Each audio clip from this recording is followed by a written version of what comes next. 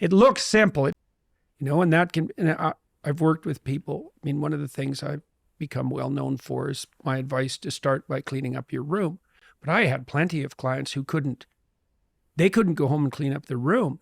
They hadn't cleaned up their room for like 20 years for all sorts of reasons. Maybe because every time they did try to do anything positive in their family, no matter what it was, they were immediately punished and undermined.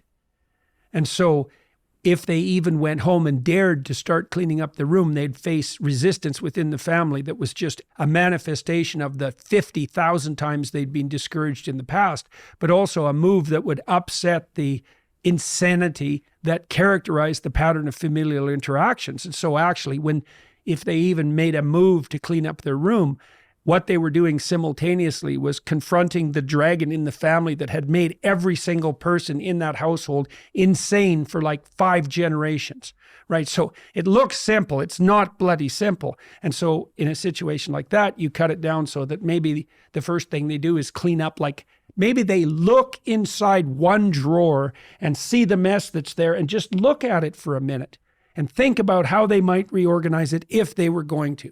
When people are very down and out and they decide to make a move forward, in some ways they're facing the whole panoply of problems that confront them in the guise of that single problem, right? It's all lurking behind it, right? They see the tip of a reptile's tail outside a gigantic closet, let's say, and they look and they think, well, that's just the tip of a tail. What harm can it do me? But it's connected to the whole damn beast. And the advantage to that is that if you make that first step forward, you're actually advancing in the face of all that opposition. The disadvantage is that the first task seems so small that you literally have to be on your knees to be humble enough to lower yourself to take that first step. God, is that all I can do? I'm so useless. You might even be more useless than that because you might fail at it.